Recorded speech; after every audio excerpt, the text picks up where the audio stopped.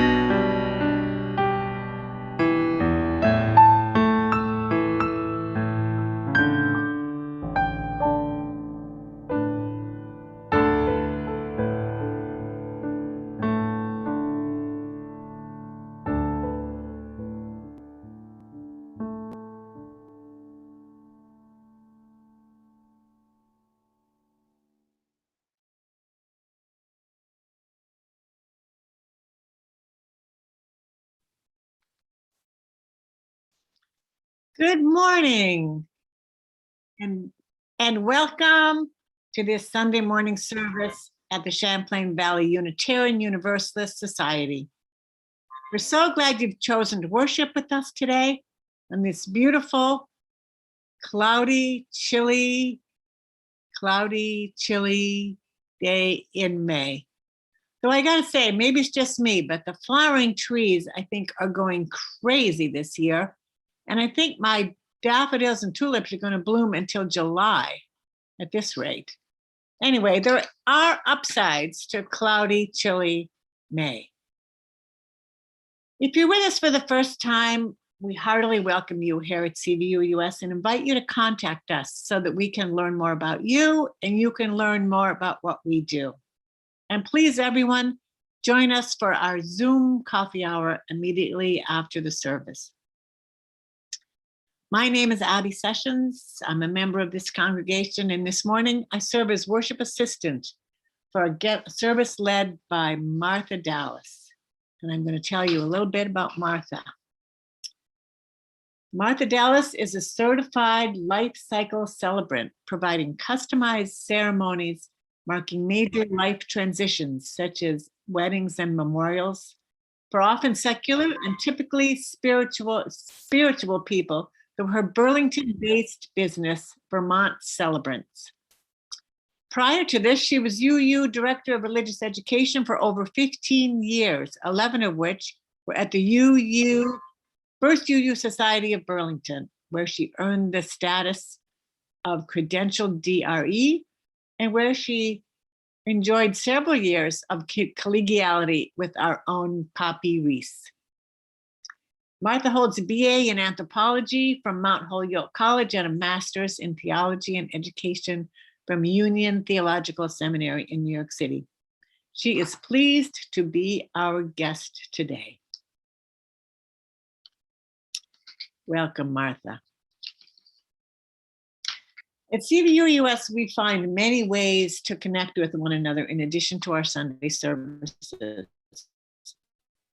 Work each week strengthens our commitment to our faith and our community, and the time we spend together in other activities, study or reflection or working together toward the common good, nourishes us spiritually and deepens our bonds. The best source of information on pathways to connection is our weekly blast sent out by Laura, our office manager, via email every Wednesday. I will draw your attention to some of the highlights of this week. We have opened the search for a music director. If you know someone who might be interested and qualified for the position, please send them our way. And please share your priorities for music by taking the music survey before Saturday, May 15th. That's next Saturday. You can find a link to it in the blast. Our traditional CVUUS Rhubarb Festival, in its pared down COVID form, will happen on Saturday, June 5th from 10 to noon. Pies will be sold on a first come, first served basis. So tell your friends, no reservations, no pre-orders. Gotta be there. Pie bakers may bake at home or gather in our kitchen on June 3rd or 4th to bake pies together. Many people work to bring our Zoom services to life each week, and I want to especially recognize our tech team, otherwise known as the stream team, the unsung behind the scenes heroes without whom there would be no service for you. Margie Young, Rich Wolfson, Richard Hopkins, Jordan Young, and this week, Eric Meyer, whose skills bring us the choir pieces from time to time, including this week. Now let us worship together.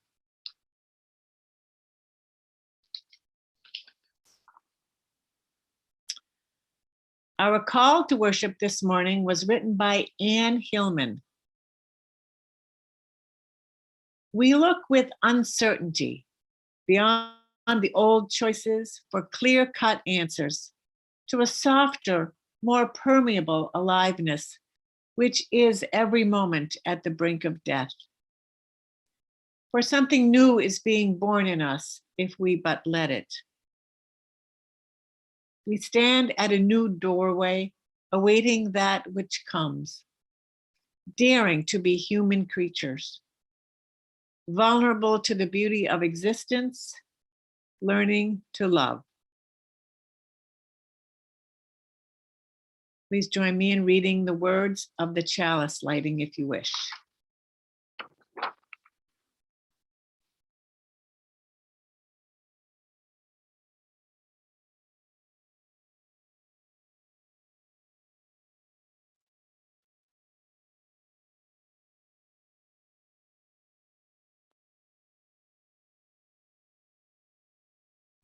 Love is our doctrine, the quest for truth is our sacrament, and service is our prayer. Let us open our eyes to see what is beautiful. Let us open our minds to seek what is true. Let us open our hearts to love one another, and may we walk in peace.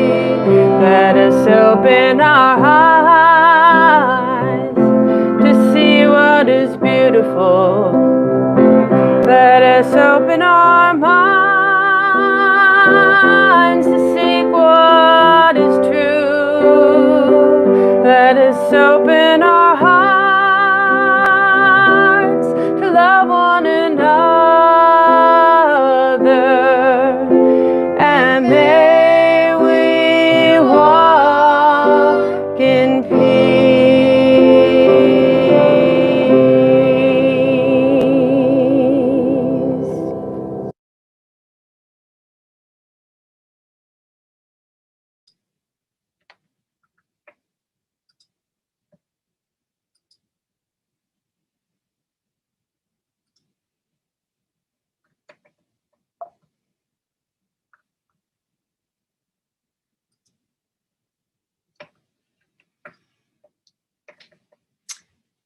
Cry, Heart, But Never Break by Glenn Ringfed, illustrated by Charlotte Hardy.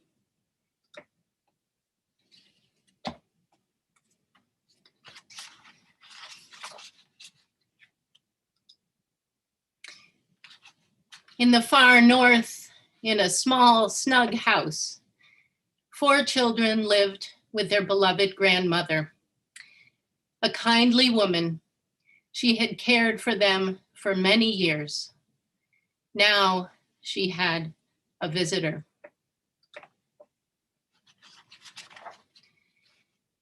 Not wishing to frighten the children, the visitor had left his scythe outside the door.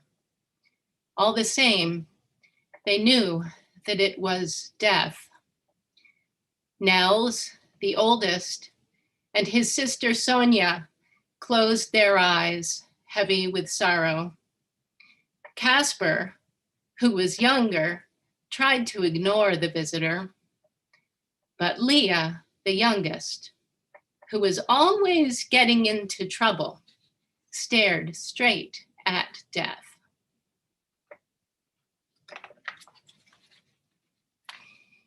In the quiet, the children could hear their grandmother upstairs, breathing the same raspy breaths as the figure at the table. They knew Death had come for her and that time was short.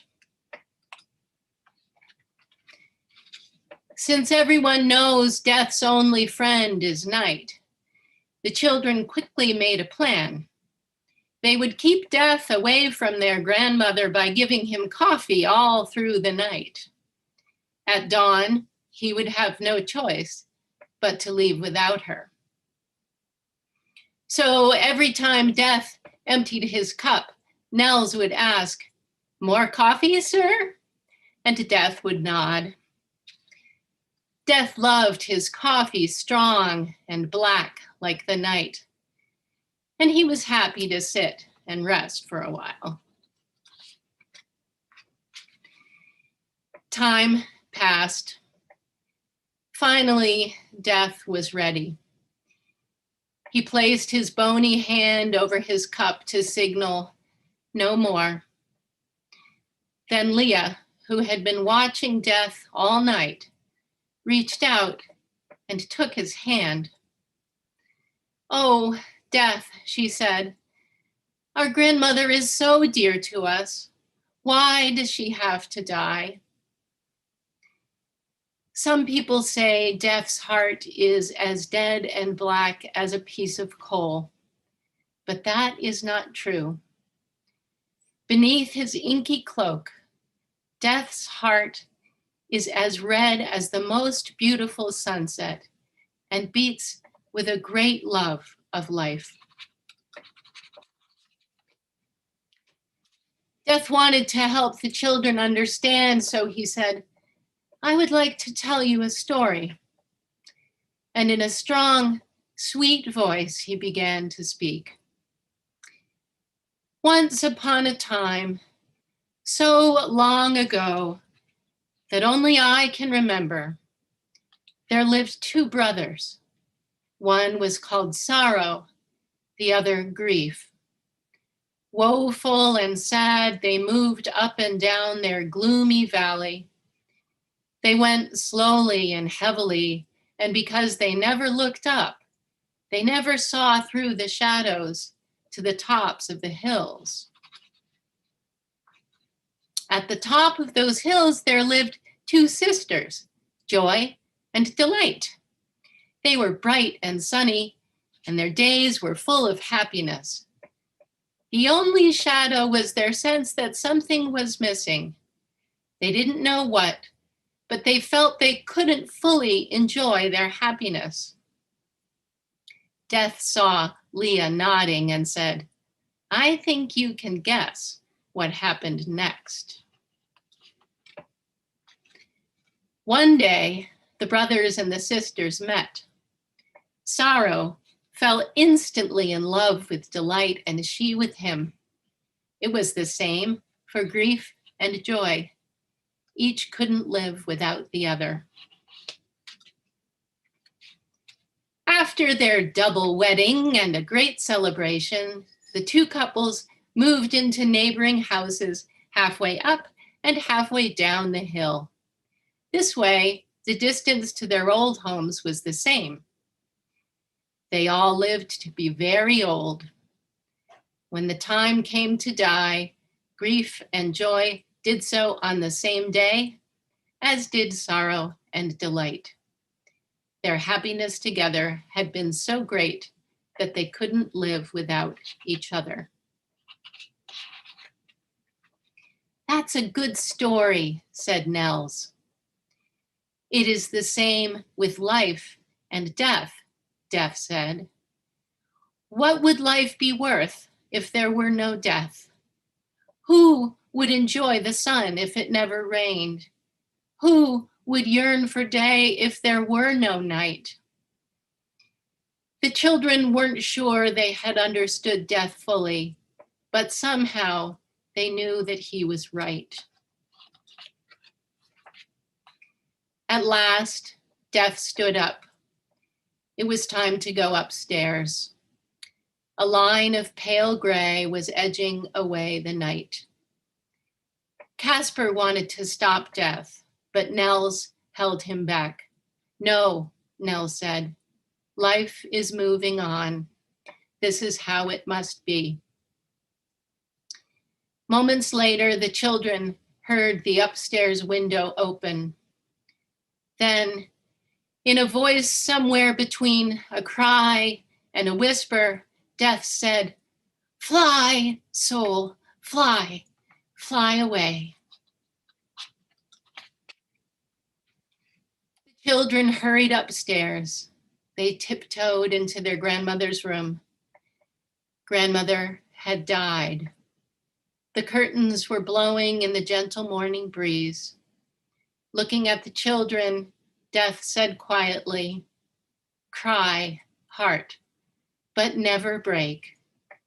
Let your tears of grief and sadness help begin new life."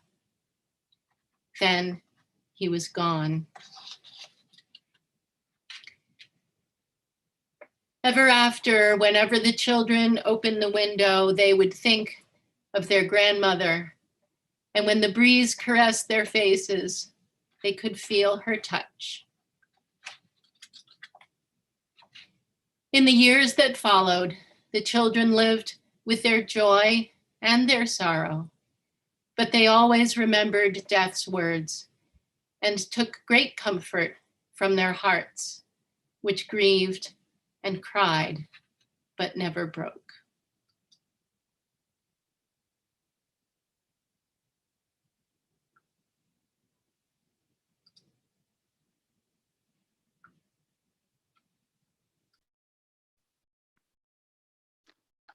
Thank you, Martha. I'm a little choked up.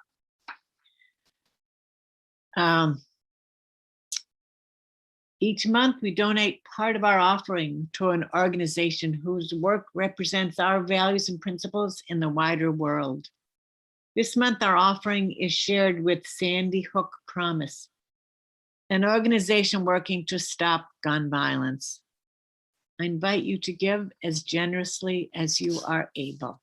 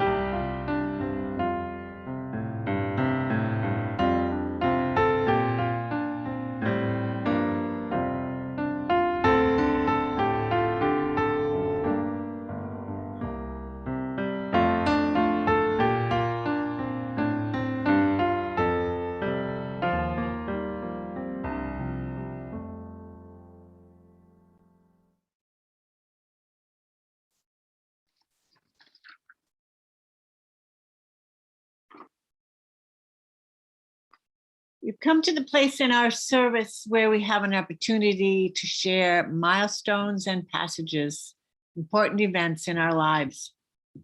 I have one milestone and passage today from Ellen Flight.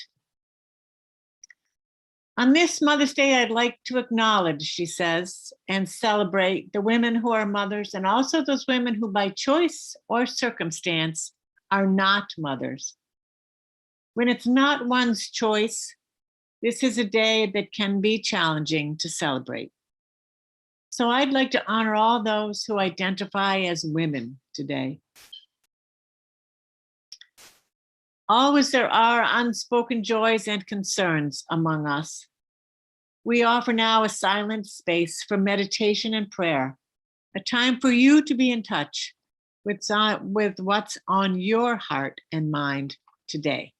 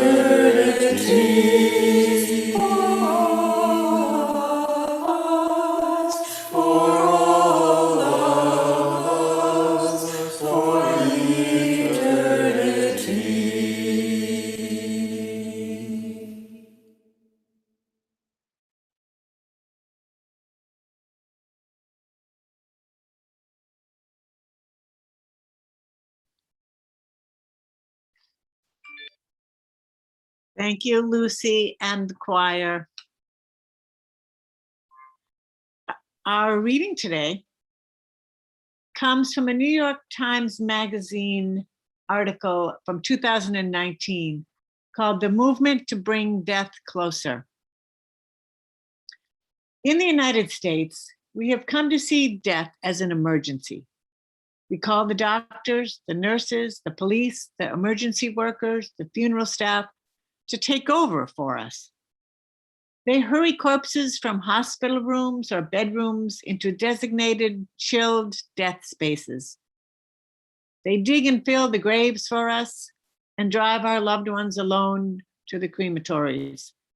They turn on the furnace, lift the bodies, close the door. There may be no other rite of passage around which we have become more passive. We carefully vet the doctors or midwives who will deliver our babies. We pore over options for wedding venues and officiants. But often we don't plan for death. So when it arrives, we take what's easily available. In a 2016 survey by the National Funeral Directors Association, 81% of respondents said they called only one funeral home before making their decision. If death practices reveal a culture's values, we choose convenience, outsourcing, and aversion to knowing and seeing too much. But we used to live far closer to death.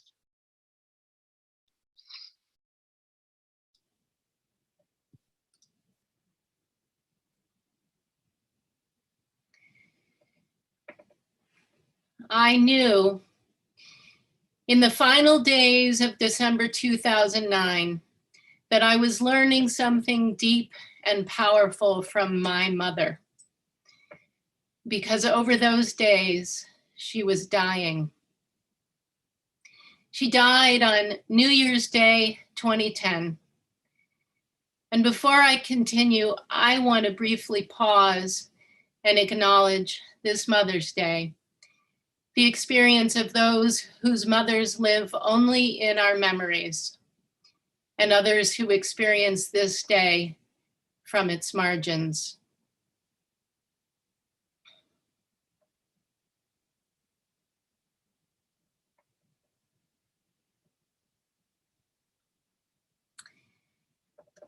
My mom died in the ICU, and my family stayed with her only briefly after her final breath.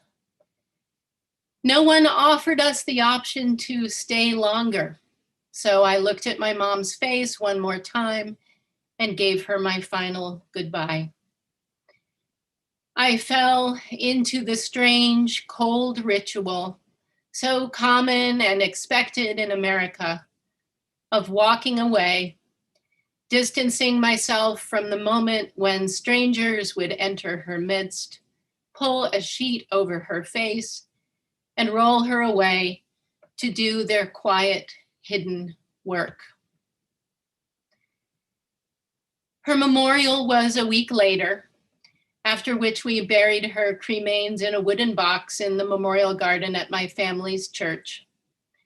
This was my family's death tradition. To me, cremation was simple, practical, neat, and clean. You could do pretty much what you wanted with the ashes and schedule a memorial service when convenient. However, several years ago, I came across an article about a forested cemetery that doubled as a wildlife corridor. What? Known as green or natural burial, this was what I now wanted for myself. I am a life cycle celebrant, a ceremony specialist. I provide personalized ceremonies, especially weddings and end-of-life ceremonies, to individuals who may be spiritual, but are typically not so religious, but who want a ceremony with depth and heart. As I develop this independent work, I've been cautious about marketing myself to funeral homes, as you'll soon understand. But my personal interest in green and natural death and disposition has inspired me to learn about it to better serve clients with similar values. Today, I'm sharing what I've gleaned so far for those of us in Vermont regarding two companion topics: home funerals and green burials. While my personal choices and values will be apparent, my intent is to inform you about the choices and rights we all have around death, and to draw ties to our values and principles as you use. And on a practical note, I've created a list of resources which I'll make available to you all after today's service. Natural or green burial used to be simply burial, and we used to ritually honor our dead at home. Traditionally, girls learned from women how to wash and care for the deceased's body. Community members would help cool the body to slow its decay, carefully arranging the limbs and face, dressing and wrapping it, all ritual elements which extend to the visits of mourners over the course of perhaps a few days. Meanwhile, men taught the boys how to dig graves, construct coffins, lead a procession to the grave, and gently lower the deceased into the ground to be marked with a hand-chiseled headstone. How did this homegrown community affair die?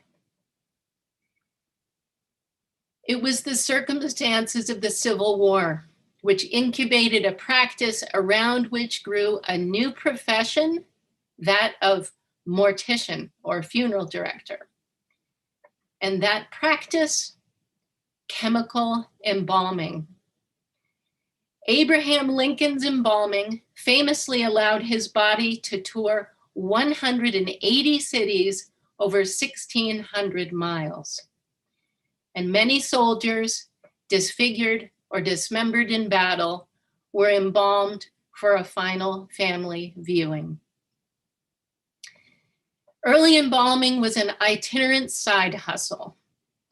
Over time, though, from the late 19th into the 20th century, funerary trade secrets were shared and practices refined, leading to the national organization with licensure at its core.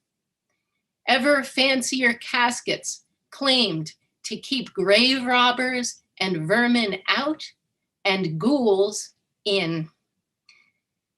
Today, high-end bronze caskets feature special seals, all marketed to protect an embalmed corpse under a cement vault, a process which is nonetheless subject to the inevitabilities of biology and physics, resulting in buried toxins eventually leaching out into the groundwater. Over several generations, the funeral industry gradually usurped and embellished the skills and knowledge traditionally handed down through families. And its professionalization and commercialization comes with a high cost, not only to our pocketbooks, but also to the health of both the environment as well as many industry workers. Services once performed by friends and family are now rendered through a business transaction. What's more, as the funeral industry grew in size, so it expanded its influence on the cultural norms of American society through laws and regulations. By the end of the 20th century, you'd be hard-pressed to find an American who could state the truth that lay quietly beneath the grand, shiny construction of the funeral industry. That truth we have and have always had the right to care for our dead ourselves. In Vermont, one of 41 states, you are not, by state statute, compelled to hire a funeral director for end-of-life services. Vermonters have the right to choose what, if any, professional services or products they wish to purchase from a funeral professional. Whether or not someone dies at home, custody of their body belongs to their family. If the body must be moved, it is the family's choice of transporting it themselves or hiring a mortician to do that. All that's required is a permit to move the body. Death certificates and transit permits are important, as you wouldn't want authorities to suspect any funny business. But you can complete and file both of these. Because of the unpredictable nature of grief, having ample, unhurried time with a loved one's body helps incomparably to integrate the truth and the ache of their death. When we are permitted to step out of ordinary time, opportunities for creative acts stemming from our emotions can bud and bloom. Ritual and ceremony can take shape organically. The grieving process can begin with depth, beauty, and even, to reference our story, joy and delight. In such a pure and plain way, allowing death to be death and the dead to be our dead in our midst can return to us a precious, tender, and transformative time in life which has largely been stolen, hidden, and sanitized by the funeral industry. And it is our right to reclaim any elements of death and its rituals that we wish.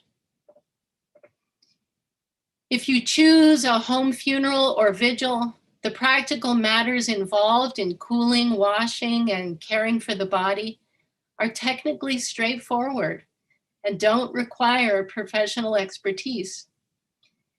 The National Home Funeral Alliance maintains a directory of home funeral guides who support and consult with families on either a paid or volunteer basis. Disposition is the final thing that happens to the body, and the alternatives to traditional casketed burial vary in their greenness. Cremation is not so green. It heats a retort to 1,500 degrees Fahrenheit for 2 to 3 hours, consuming 300 kilowatts of energy and releasing carbon and other toxic gases. What's more, the resulting ash has a pH level so high that it can actually harm trees and plants when concentrated. So entrepreneurs have developed disposition alternatives. You can be freeze-dried and then vibrated into a powder, or dissolved in lye until your body is mostly liquefied. You can also be aerobically composted over the course of a month. However, you'd have to get your body to Seattle first, which is the only place human composting is so far available.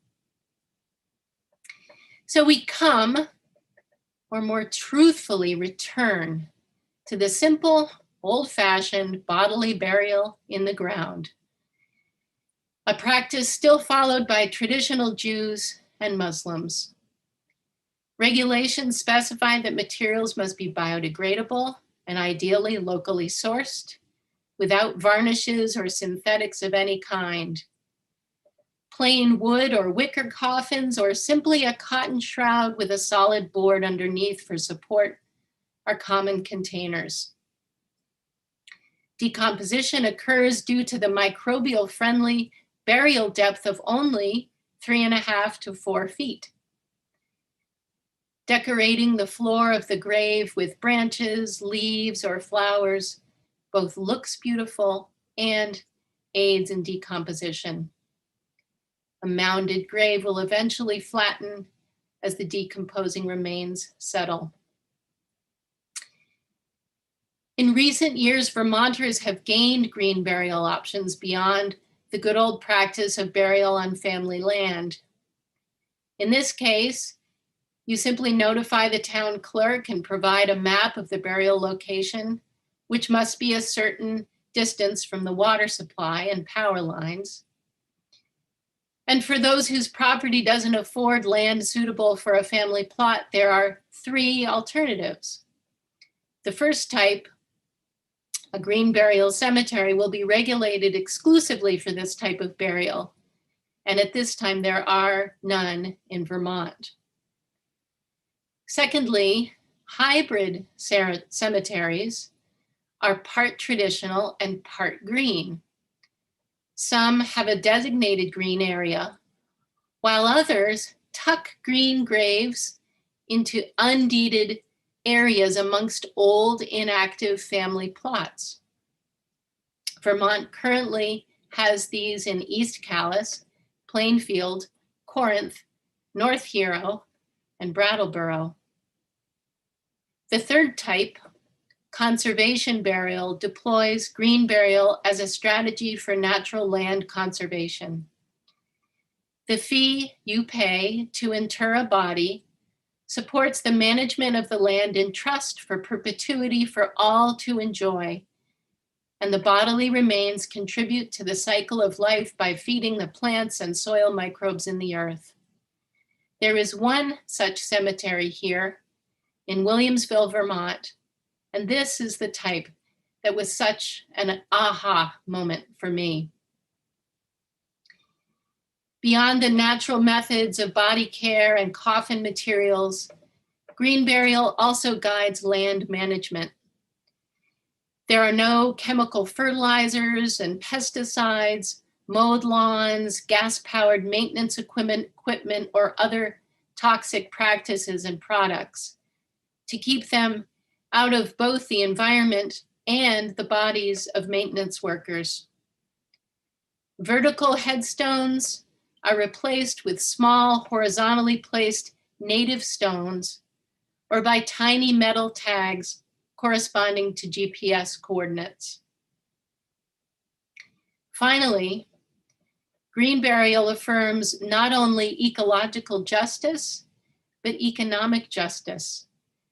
The total cost of a traditional lawn cemetery burial ranges from $4,000 to over $11,000, whereas a green burial averages about $2,600, roughly the same cost as cremation. And what's saved in dollars is gained in meaning, since mourners become less observers and more participants. A people-powered funeral procession adds a physical channel through which mourning can move, enhancing the ritual nature of the journey from here to there, from life to death, and from home to the grave. Thinking back to my mom, I suspect she'd be horrified at the thought of all of this.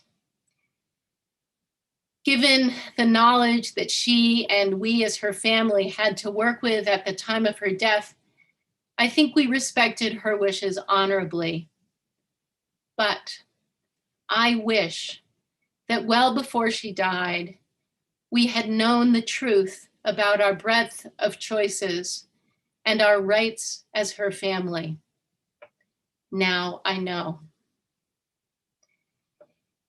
As CVUUS, who affirm everyone's worth and dignity and who honor the interdependent web of everything into which we are woven, my hope is that we find ways to apply these principles to death as we do in life. However, reclaiming the simple old ways is, ironically, not simple. Those drawn to green end-of-life options are wise to make detailed advanced plans and even do a dry run by making calls to offices such as your town clerk, local hospital or palliative care facility, and perhaps your cemeterian. As well-intentioned and knowledgeable as these professionals may be, they might not know your rights and may try to politely dissuade you from your wishes. Educate yourself so you can educate them. This way, your loved ones, exhausted by grief, aren't left to struggle blindly under the weight of your ideals. And because the circumstances of each death can't be controlled and green burial is not always practical, contingency plans are wise to include. This is work, and I believe it's sacred work. It gets you exploring your emotions and vision around your own death. It asks you to consider your choices, and those choices are your rights. So conduct research, make inquiries, develop plans, build community around it. Talk with your friends and family, fellow congregants about your process, and discuss not just your feelings and intentions, but theirs as well. As your plans take shape, share them with your next of kin and revisit them for updates when necessary. Doing this serves not just the practical purposes of detailed advanced care planning, but, and this is key, it also connects us psychically to the idea of death and to our own death. As such, it acquires ritual qualities and the spiritual benefits they bring. And finally, making greener choices allows for our bodies, once inhabited by our spirits and enlivened with our consciousness, to feed and host other life, affirming our place, even in death, in that awesome interdependent web of all existence. So may it be.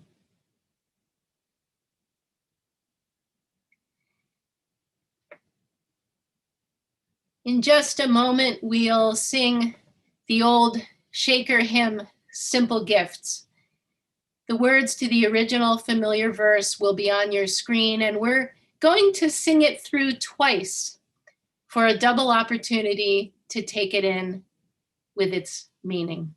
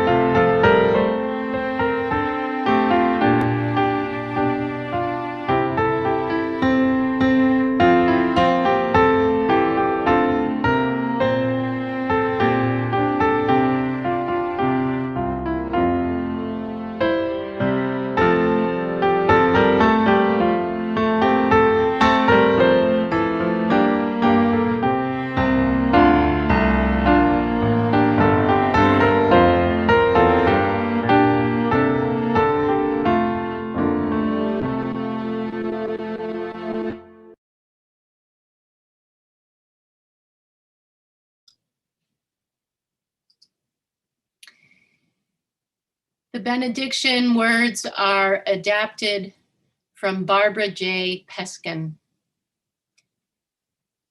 For the beauty of the earth, this spinning blue-green ball, yes. Gaia, mother of everything, we walk gently across your back. May we remember how we can live. May we remember who we are to create how we will be. Gaia, our home, the lap in which we live. As we go forth from this time, welcome us. Blessed be.